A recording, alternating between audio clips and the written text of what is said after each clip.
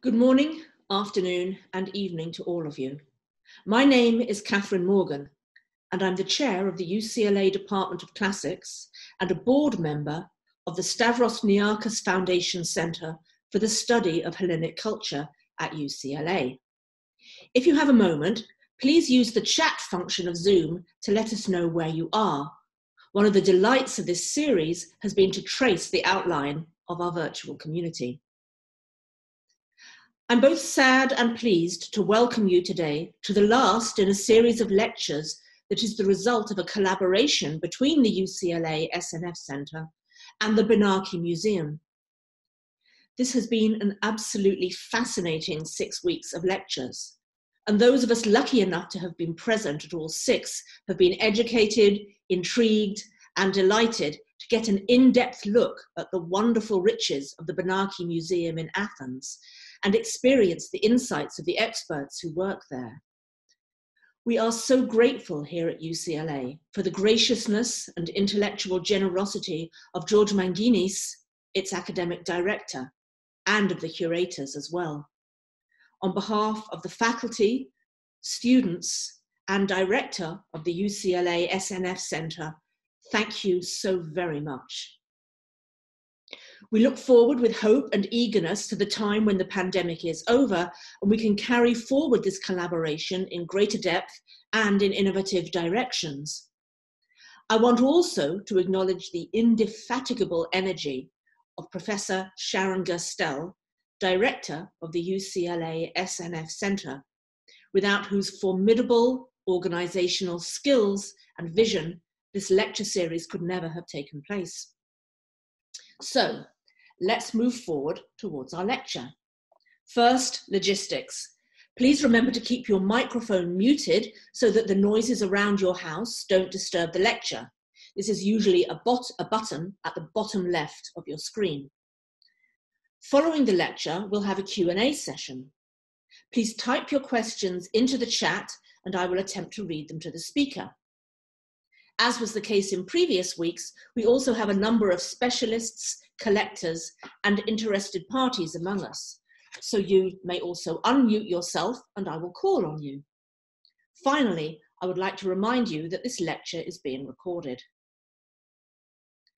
Our speaker today, the distinguished archaeologist Irini Papageorgiou, came to the Benaki Museum in 1991 after working with the efforts of antiquities of Chios and Lesbos.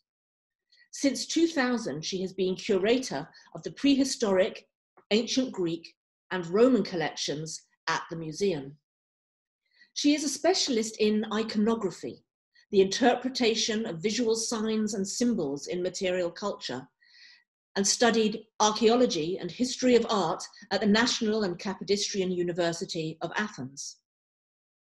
There, she specialized in Aegean prehistoric archaeology, focusing on the iconography of hunting in the Aegean of the 2nd millennium BC. She's taken part in several excavations in Greece, and he's been a member of the Akrotiri excavation team, THERA, since 1987. The astonishing excavations of Akrotiri, that Bronze Age twin of Pompeii, are one of the archaeological jewels of the Aegean, as anyone who has visited there can attest. And Irini has helped publish the important wall paintings from Zesti 3 at Akrotiri, devoted to rites of passage. She is a frequent participant in international conferences and has published a number of scholarly papers on Aegean iconography. Specialists will be aware of articles such as Histories of Initiation at Prehistoric Akrotiri, THERA, The Iconography of the Monkey in the Bronze Age, and The Propaganda of Images, Antechambers and Entrances in Public Buildings in the Aegean of the Late Bronze Age, and the related wall paintings. Yet she is also, of course, committed to outreach. She has helped coordinate archaeological exhibitions at the Benaki Museum and abroad, and has written catalogue entries for shows like the successful travelling exhibition, The Greeks, Art Treasures from the Benaki Museum, Athens. Her participation in the publication of the museum's collections is ongoing. Between 2016 and 2018, Irini organised the museum's important and innovative collaboration with the National Theatre of Greece, from the showcase to the theatre stage, during which curators and actors together led spectators to a new approach to select exhibits. One of her other specialisms is the art of the ancient goldsmith. This is the woman to talk to about Bronze Age gold earrings, as one of her articles shows. For the last 3 years, she's been preparing a major exhibition on the technology of Hellenistic jewelry and on the production of an innovative video showing the reconstruction of parts of a famous ornament belonging to the Benaki Museum. This is something we can all look forward to when we can travel again. It sounds as though this exhibition will be well worth a trip to Athens. Il vaut le voyage. Today, Irini will range outside her home territory of Aegean prehistory to explore with us a different period of ancient iconography, that of Classical Athens. She will, however, maintain her focus on rites of passage, those fascinating rituals that mark times of transitions in both ancient and modern life, as individuals pass from one life status to another. The wedding is one of the most important of such rites, as a young girl passes, in ancient eyes, from childhood to womanhood, from the control of her family to that of her husband. There is a whole range of ancient vessels that reflect and construct the experience of participants and onlookers in this rite, both at the Benaki and elsewhere. I'm very much looking forward to this lecture and to gaining new insights, since this is a subject I teach to my students every time I give a course on ancient Greek religion. We are about to lift the veil that covers the past. So please sit back and enjoy Irini Papageorgiou's presentation of Rites of Passage, the wedding rituals in Classical Athens. Thank you, Sharon. Thank you, Kathryn, for your wonderful introduction. Good afternoon, good evening, and good morning from Athens to all of you. I would like to thank you most warmly for your online presence today, in the last lecture of this most interesting series. First of all, I have to clarify one thing. I'm not an expert on the iconography of the red figure vase painting, as you already heard. In fact, my research topic focuses on the Aegean iconography of the 2nd millennium BC and on the rites of passage that evidently took place during that period. But as curator of the collection of antiquities of the Benaki Museum, I had the opportunity to deal with works of different chronological horizons and at the same time to expand my knowledge and my research perspective. Let's start from the beginning by defining the term rites of passage. According to Van Gennep, the Dutch-French ethnographer and anthropologist who studied the rites of passage of various cultures in the early 20th century, these rites accompany every change of place, state, social position, and age. According to him, all the initiation ceremonies are divided into 3 stages: separation from the group or the community, transition, reintegration into the community. And of course, all the transitional phases are typically ambiguous, dangerous, uncertain, and strange. The rites of passage are customarily predetermined, repetitive symbolic activities with a specific structure, and generally have a collective and public character, which accompany all critical parts of a human life. That is, birth, entrance into adolescence, coming of age, marriage, death, as well as the stages of the time cycle which affect the whole life of the community. The role of the ritual is to settle the crisis, so that on the one hand, the individual can join or be reintegrated in some way in the social and secular class, and on the other hand, the group will rediscover its shattered balances and will be renewed.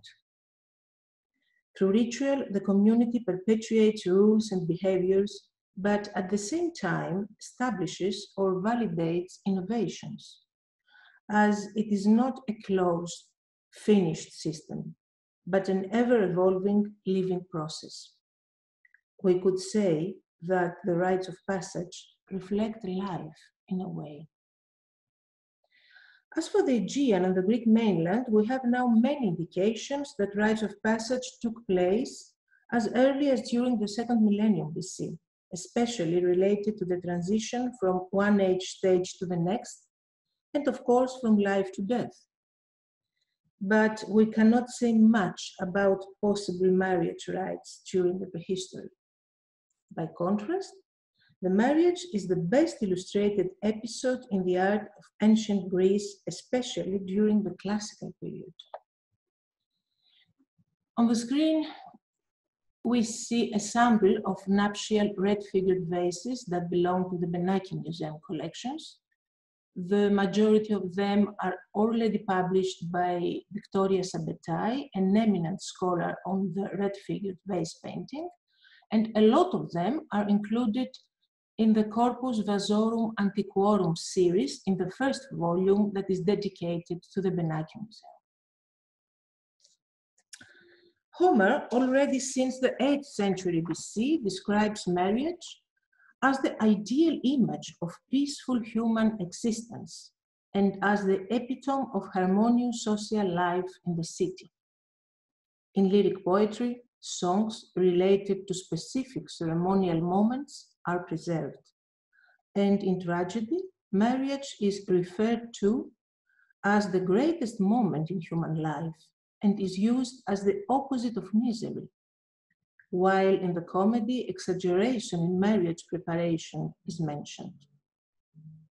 Beside the ancient written sources, which also include epigrams, travelers, historians, and lexicographers, we have also the images on vase painting, terracotta figurines, and other archaeological items that inform us that the first important event in a woman's life, and one of great importance for the city itself, was the birth of a child, especially a boy, the future citizen warrior who would perpetuate his father's lineage and fight for his city. The birth of a girl was less desirable, as the family would provide for her dowry. Because of high mortality rate during pregnancy and birth, prospective mothers made offerings to the goddesses of childbirth, the labor-soothing Ilithie, the daughters of Hera, the patron deity of marriage. But they dedicated also pieces of clothing to Artemis after a successful birth. On this relief, on the top of this relief, you see hanging pieces of clothing already dedicated to a sanctuary of Artemis. In ancient Greece, women could not speak, vote, or be sworn in court. In their personal lives, they married as soon as they could have children, and they did not have the right to choose a husband or the time of marriage. However, they did not live in an Eastern type of isolation as previously believed. They were involved in the religious life of the city, in worship, ceremonies, celebrations, etc. And as religion sealed every aspect of city life, women contributed much to the city's public life. The daughters in Athens were confined to the house since their birth, where they were taught housework, singing and dancing in order to participate in religious festivals. They were rarely taught a few letters at home, since their presence at school was unthinkable for their educational system of their city.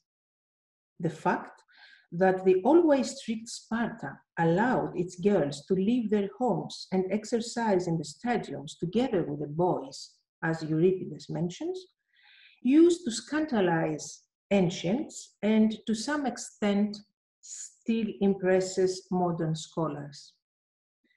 The Laconic customs required equal treatment of girls and boys.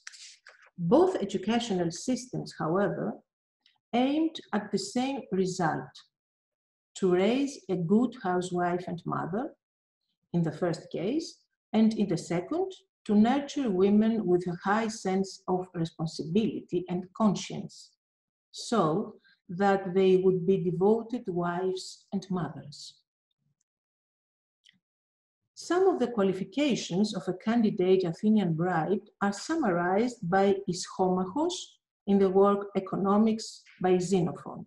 Ischomachos was an Athenian citizen, and in the following phrases, Ischomachos is saying to Socrates, "Why?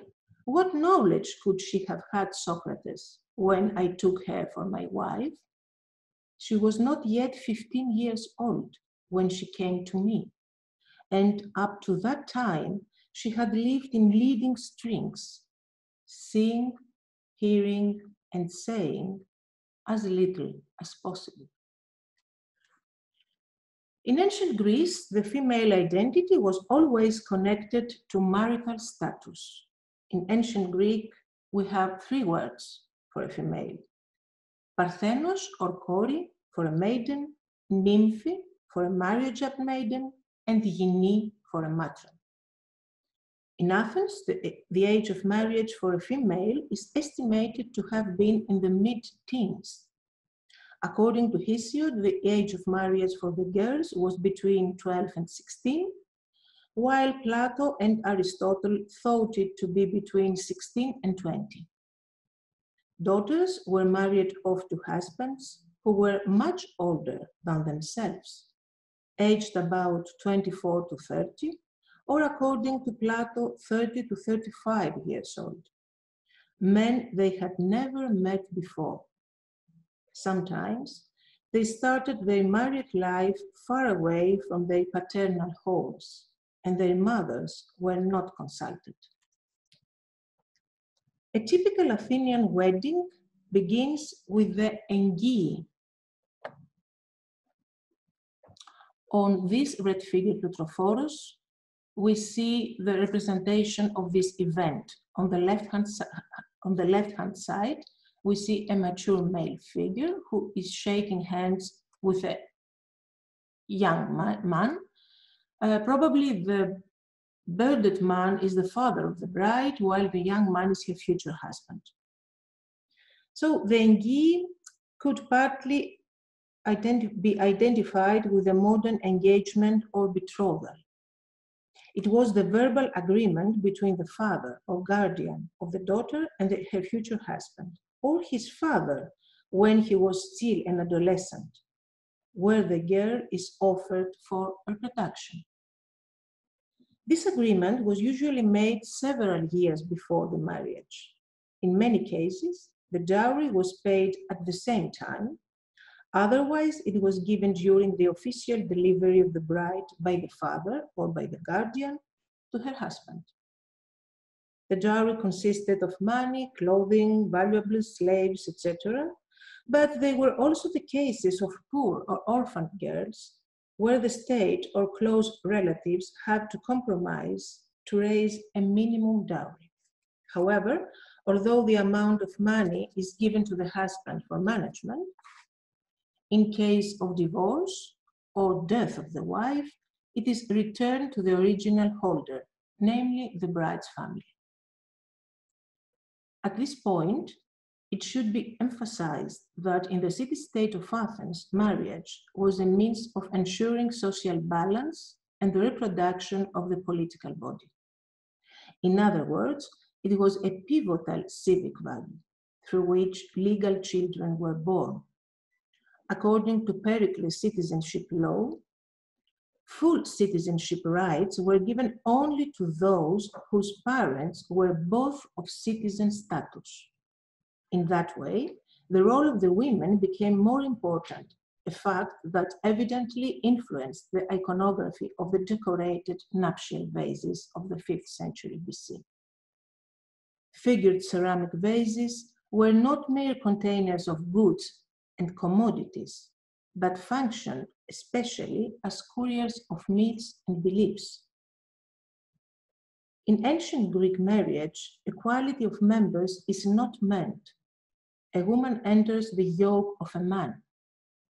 It was believed that through marriage, a woman's wild nature is domesticated and she is integrated into the culture in order to give birth to male children.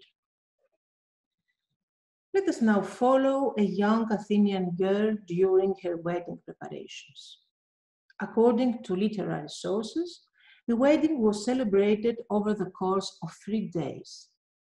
Each one involved a series of rites in which women assumed various roles, some perhaps originating from folk beliefs and popular religion. All 3 days had a festive character imbued with deep religious feeling. During the first day, a special sacrifice took place named protelia, a word that is coming from the words pro, that is before, and telos, that is end and aim, goal, because marriage was the aim in life.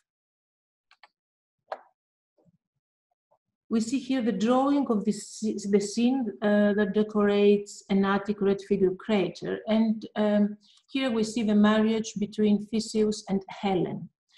The altar that is represented in front of the groom probably recalls the real sacrifice, the protelia, that took place in the eve of the wedding day. First, the daughter is led by her parents to the Acropolis to offer a sacrifice to Athena.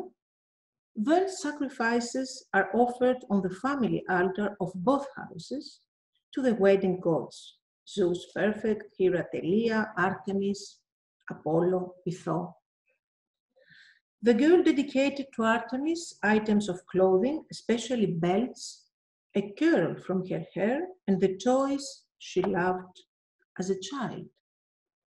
For example, a tambourine, a ball, dolls, a cymbal, etc. Thus bidding farewell to her childhood. At this point, it is worth mentioning that the haircut signaled the transition from one age stage to the next in antiquity. Furthermore, there are now indications that this procedure took place already from the second millennium BC in the Aegean. Needless to say, that the cutting of the hair during the baptism in the Orthodox Church is a remnant of this ancient ritual as a new member enters the Christian society. The wedding took place on the second day. On the wedding day, the houses of both families were decorated with olive and laurel branches, while flutes were being played. On the morning of the wedding ceremony, the bride's ritual bath took place. In ancient Athens, there was a sacred spring named Kalliroi, and on this shirt from a black-figured vase, from a black-figured hydria, we see 3 young girls carrying water from the Kalliroi fountain, from the Kalliroi spring, as the inscription in front of the lion's head spout indicates. So water from this spring was brought in a procession carried in an elaborate vessel called lutrophoros, a word that is coming from the Greek words lutro, that is bath, and phero, to carry. So lutrophori, lutrophoroi, they were the vases for carrying the ritual bath. These vessels were dedicated in the sanctuary of the Nymphe, the bride, so the personification of the bride and a protectress of all Athenian brides.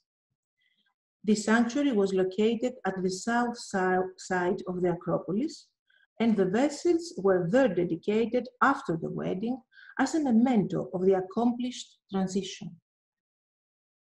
these vases were also placed in the graves of prematurely deceased individuals whose death deprived them of the wedding rites that should take place in the afterlife. In the classical period, the painters of the red figure style decorated this type of vases with an emblematic motif depicting the union of the couple, in which the groom leads his bride or just holds her by the wrist in a gesture named hir epikarpo, the hand on the wrist. For example, on this Lutrophoros from the Benaki Museum collection, we see on the right-hand side the groom leading the bride by the hand and the whole wedding procession. The same motive is represented on this Lutrophoros, on this red figure Lutrophoros too. This very motif indicates the bride's passage from the guardianship of her father to that of her husband, and this gesture may also indicate protection. We see that in all these scenes, the bride is depicted always lowering her side, while the groom faces her at the eye level. On this small Lutrophoros vase, decorated with female figures and dated to the end of the 5th century BC, we have a rare motif under the handles. We have hybrid creatures decorating the area under the handles. Under the one handle, we see a sphinx, and under the other handle, we see a siren. The Sphinx was a mythical creature with a woman head, the body of a lion, and the wings of a bird. The siren, a mythical creature too, had a female head and the winged body of a bird.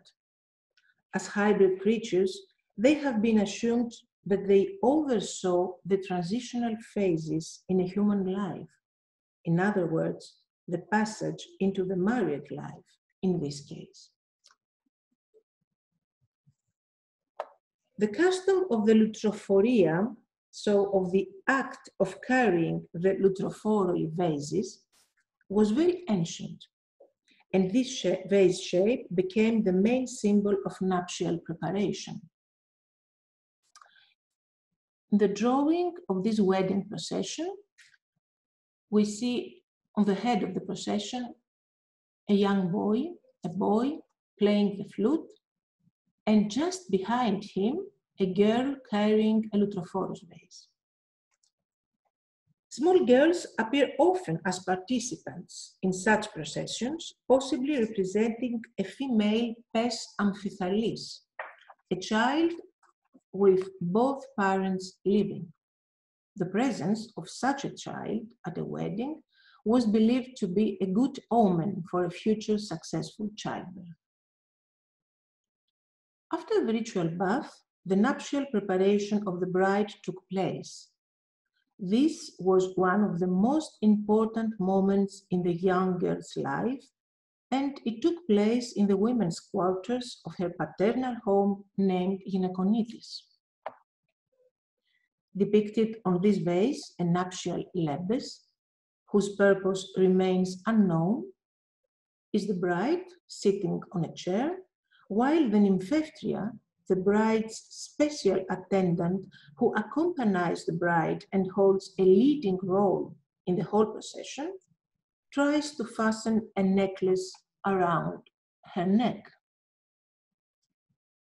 The nymphephria had an important role in the wedding preparations as she substituted the bride's mother, who possibly had to be kept at a safe emotional distance from her departing daughter.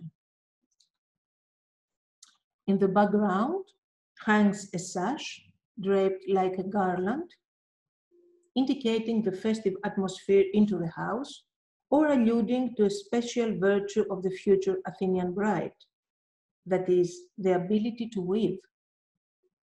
Behind the nymphephria, another attendant holds a small basket and perhaps a piece of jewelry for the adornment of the bride. Behind the bride, a woman proceeds, holding a lutrophoros for the bride's bath. The lutrophoros is here decorated with ribbons, and from its mouth sprout branches indicated in a now faded pigment. The winged figures under the handles may be seen as benevolent spirits that protect the wedding, or they may have been chosen to accompany the bride's entrance to a new stage of life. The representation of these lebes is unique, since it illustrates a special moment during the bride's preparation, the acceptance by the bride of the special gift, the necklace, which came from her future husband. Its acceptance would set the seal on the imminent marriage. Indeed, it is possible that the depicted necklace recalls its mythological counterpart, the famous necklace that Cadmus, the mythical founder and first king of Thebes, offered to Harmonia, the daughter of Ares and Aphrodite, on their wedding day. Agili Statues, a Roman-era writer of the 2nd century AD, describes the adornment of the bride in his romantic novel. She wears a necklace of colorful stones tied with gold and a dress dyed with purple and decorated with gold. Sappho, the archaic Greek poet, calls the bride a virgin with a purple blouse. Purple is associated with the goddess Aphrodite, and here we may see that this specific color functions as a symbol for the bride's passage into Aphrodite's sphere of influence.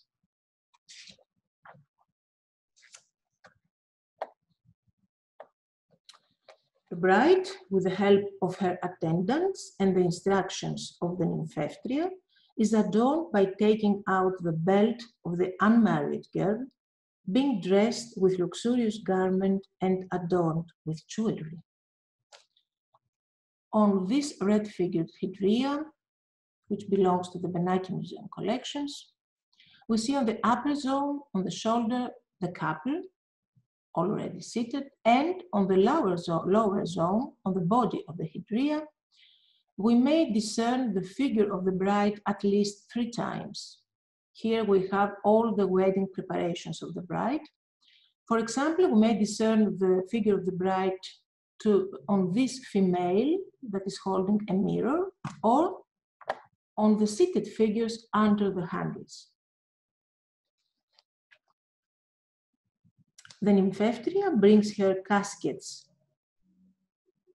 We assume that this figure here represents the nymphaeftria.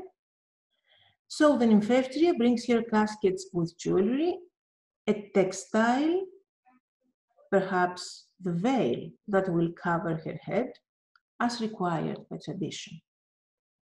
The bride also places wreaths of flowers and a metal diadem on her hair, like here.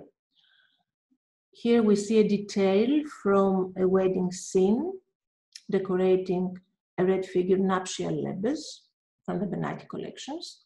And we see that the bride is seated and adorned with jewelry. She wears a necklace, bracelets, and a metal diadem on her hair, while on this vase, the bride is seated at the center of the scene, flanked by 2 female attendants. On the left-hand side,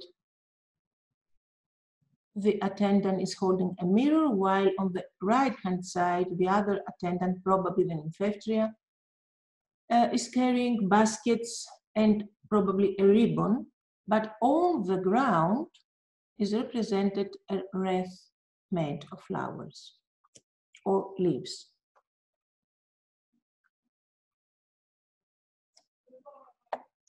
And on this pyxis, that is a vase for jewelry, ointments, or cosmetics, this pyxis is decorated with different episodes of the wedding preparations. So this drawing helps us to read the scene. On the left, we see the bride represented as a young girl with a peplos binding her hair, while at the center of the scene we see two seated figures which probably represent the bride already dressed and adorned.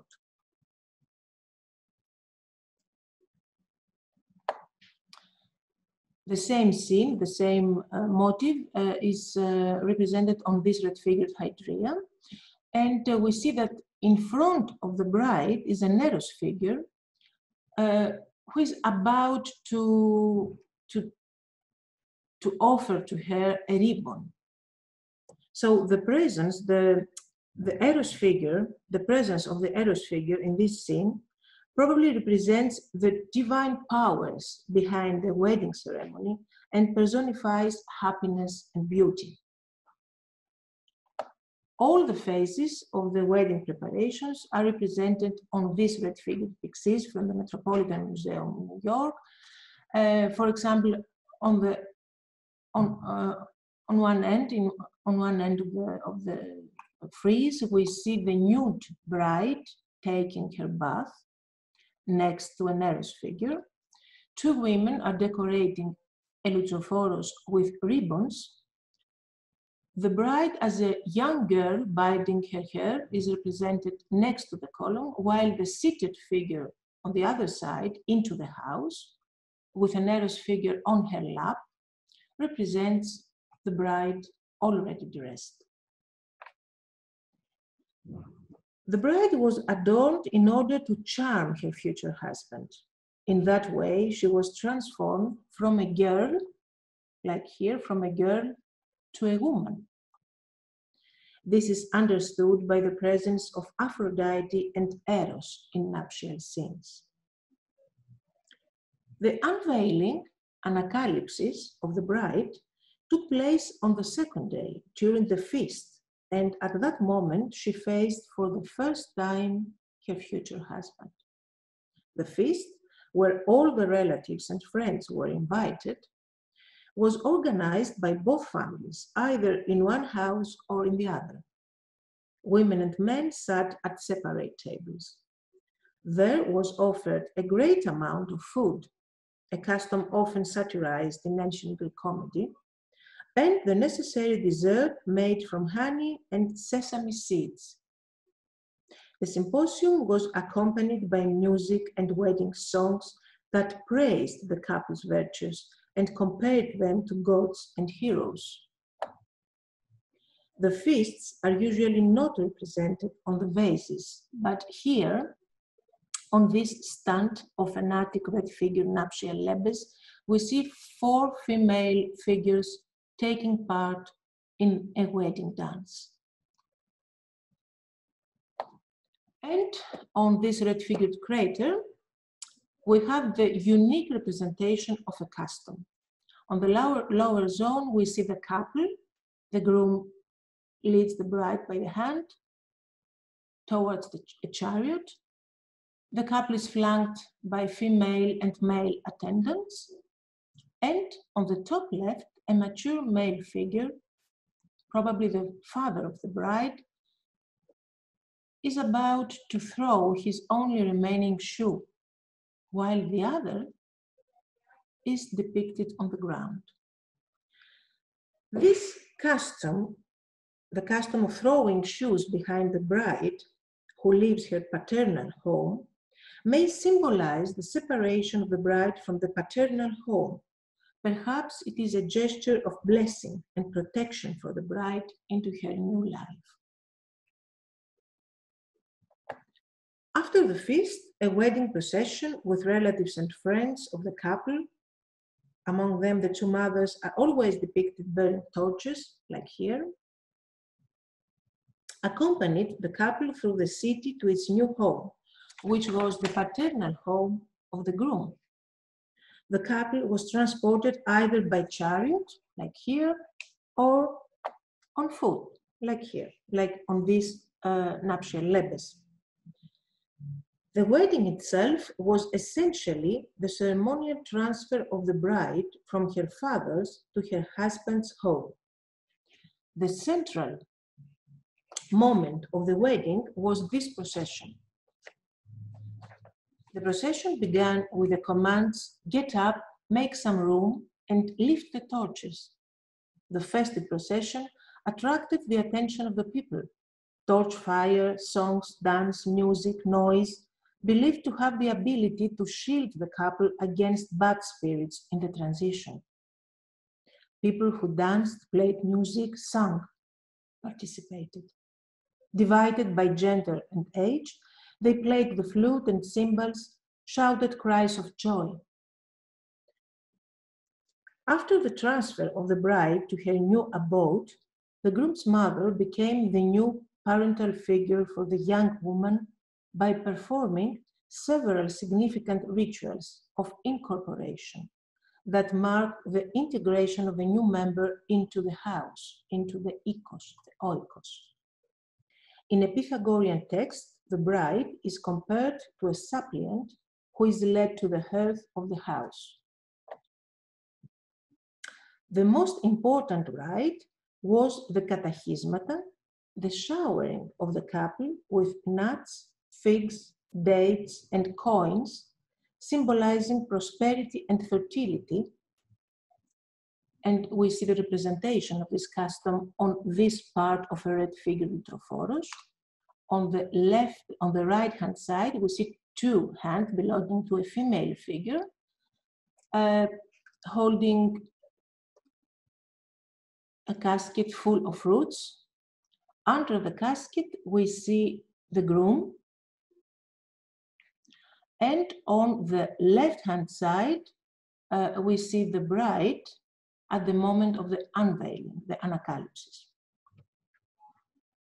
Another custom was the offering of sweet seeded fruits to the bride as a welcome gesture replete with symbolism. On this part of an attic red figure Lutrophoros belonging to the Benaki collections, we see at the center of the scene the bride already seated. She's lowering her side again while bringing her hand to her chin in a skeptical pose. The bride is flanked by two attendants. The one is carrying an exalyptron, a vase for perfume oils. The other one is carrying two baskets and a tray with fruits. We may discern a bunch of grapes, two figs, a pomegranate, and an egg. And while all the fruits are symbols of fertility, the egg symbolizes regeneration. On the back side of this vase, we see the groom next to the door of the nuptial chamber. He's depicted next to a female winged figure holding a torch. And under the handle, we see the half-open door of the nuptial chamber. And here we may pick a sneak into the chamber. We see a pillow decorated with a net pattern and a big mirror hanging on the wall. Interestingly, I've heard of a similar custom that took place in different sites of Greece, at least during the 50s or the 60s. So when the new bride entered her new home, her mother-in-law used to shower her with nuts, figs, coins, seeds of pomegranates, etc., and placed on her head a cake made with honey and seeds. So all symbols of fertility and of the wish to, so that her new life would be sweet. The morning after the consummation of the marriage was called a Pavlian, and it was an occasion for family visits accompanied by ritual gift giving, which was intended to integrate the bride into her new family and status. According to Pausanias, these gifts were carried in a procession led by the father of the bride. For example, on this exquisite example of the red figure vase painting, we see at the center of the scene the bride, who is seated with an Eros figure, small Eros figure on her lap, an omen for a successful childbirth. The bride is flanked by Eros figures and female attendants or relatives that who are carrying her gifts.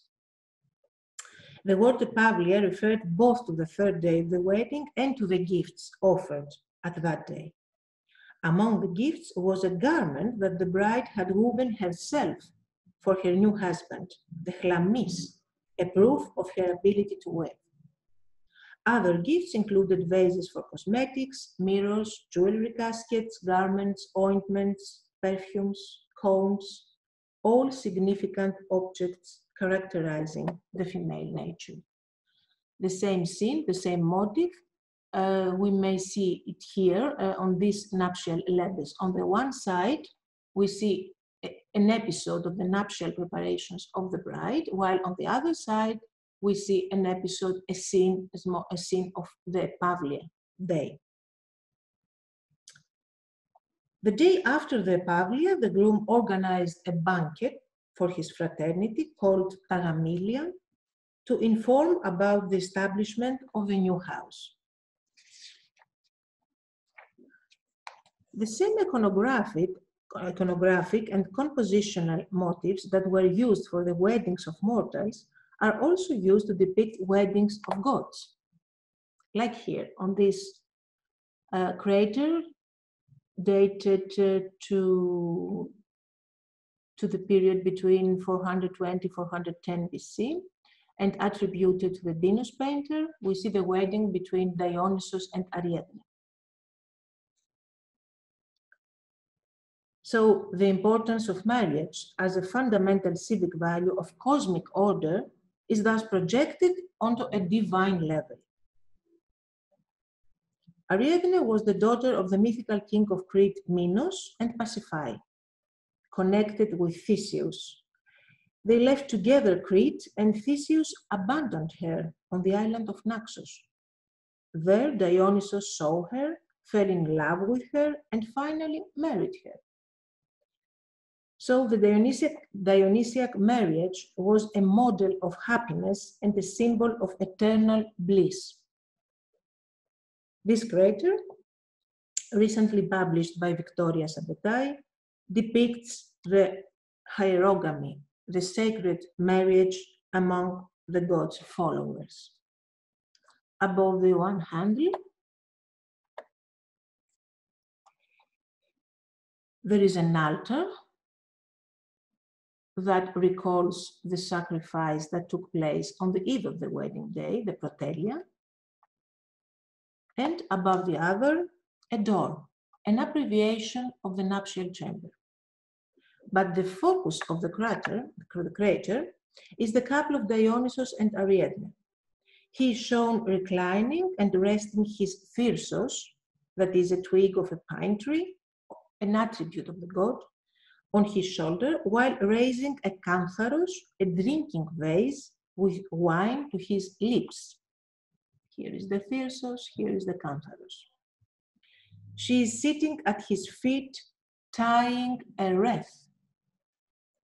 Both wear festive wreaths and share the richly draped bed. The god and his companion, veiled and richly decked with jewels, are depicted at equal height, gazing into each other's eyes. In addition, the painter highlighted in white a telling detail, namely her special shoes, the nymphides, which were often worn by bridal figures in Attic iconography to denote their journey to a new home and, metaphorically, to a new phase of their life. Bridging the space between the divine couple with his step is Eros, who strives to crown Ariadne with a wreath. So Eros and Ariadne are engaged in the same activity, which enhances the importance of the love gift. Eros emphasizes the specific nature of the union of the couple, while at the same time drawing the viewer's attention specifically to Ariadne. Thus, the literal and emotional focus of the scene is the small closed circle of a happy couple in love. This scene is framed by a wider circle of attendants, all looking towards or directed towards the protagonists. On the far left of the scene, a red satyr boy stands above an elaborate gilded crater, volute crater. He's holding a wine jug here and a gilded riton, a vase for libations, with a donkey bust. On the far right are two wreathed women decked with jewels. One is seated and plays a drum. The other, here, wearing a patterned garment, approaches the couple with a tray that contains cakes. More food offerings are summarily depicted on the low, base-like table in front of the couple's couch here. As Sabetai mentions, the draped kline gives to the overall scenography the air of a magic carpet story. On the reverse side of the crater, members of the god Thyasos move like a chorus, presumably towards the altar, which is above the handle, and which shows signs of actual use. Red lines here at its side denote blood, and small red lines alternating with vertical white dots on the table area probably indicate burning of seeds or aromatics. Here, the white dots are represented here. Here, pictorial elements drawn from the imagery of the symposium and the marriage are fused in a scene with ceremonious character, which denotes the sanctified nature of the union of Dionysus and Ariadne. Should the scene be called divine symposium, divine marriage, or apparitional presence of the couple in union? In the 5th century BC, the union of Dionysus and Ariadne is represented as the epitome of a marriage imbued with erotic bliss. In the iconography of this vase that could have been placed in the grave of a prematurely deceased person, the marriage between gods functions as the ideal image of the marriage between mortals. All the above indicate the critical importance of this civic value for the preservation of the cohesion of the social fabric. As already mentioned, the marriage and the motherhood were seen as the aim of a woman's life, since the continuity of the family and consequently of the community itself depended upon this. Connected with this was the belief that this goal had to be extended in the afterlife to those who died before marriage. On this grave stele, Polyxena, a young girl from Boeotia, in bridal attire, gazes with sorrow at the statuette that she holds on her hand, a statuette that she never managed to offer to Artemis on the eve of her wedding day. Thank you very much for your attention.